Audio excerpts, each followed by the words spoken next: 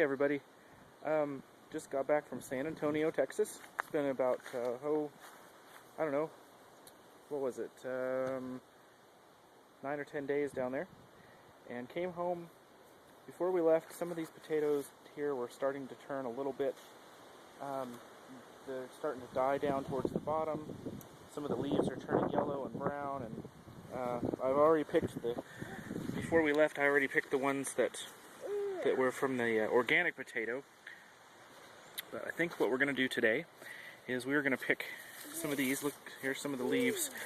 They're not in great shape. These plants are really starting to die out. I've got Lucy out here helping me. Just a quick overview of how other things are going. The lettuce is starting to bolt a little bit. It's going to seed. Not all of it is, but some of it is.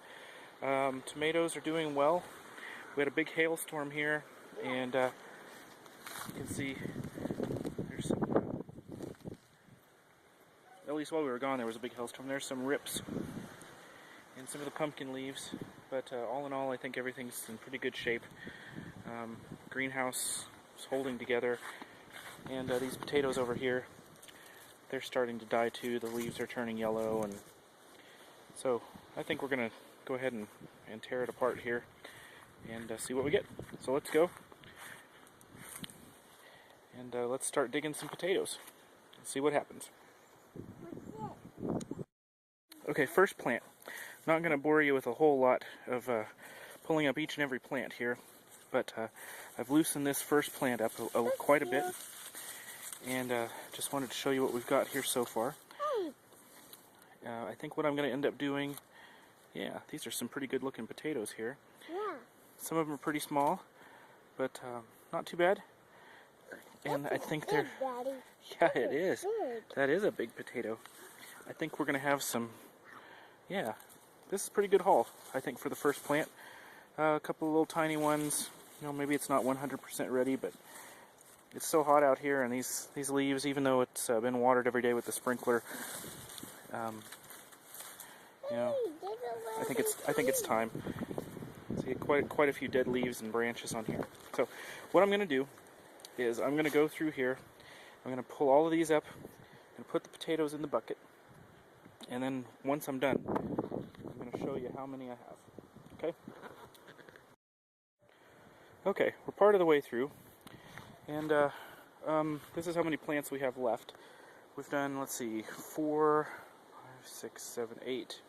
About 9 plants total, and so far we've got a pretty good haul. I lost my helper here, but just kind of picking up, and we're getting some really good sized ones here. This is going to last us for several days, several weeks maybe, even. Oh, we've got some little tiny ones, but you know what? You cook up a whole bunch of these with some butter and some salt and pepper, you're going pretty good. Now, there's one thing I noticed here, and maybe some of you guys can help me out. I have some potatoes that are on top of the ground.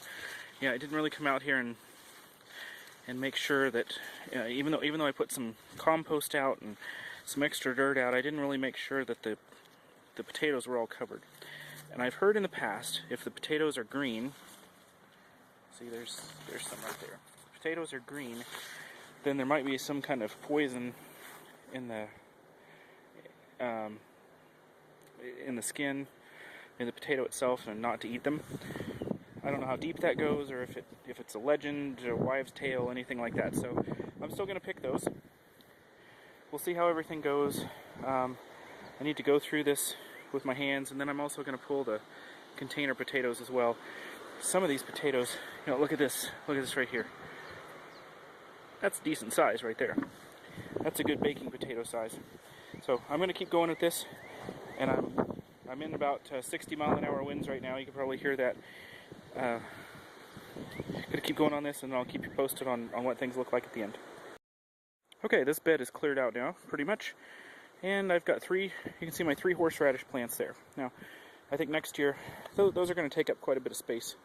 I may harvest one, or part of one this year, to use the horseradish from, but I understand it's pretty hardy. It takes over a lot of space, so I think next year You know, just do maybe half potatoes, or whatever else I decide here. I might switch the potatoes over to the herb garden, or to the strawberry patch, or over to here. I doubt over to here since I have the asparagus here. Anyway, we're moving on to the container right now, and Lucy and I are pulling up.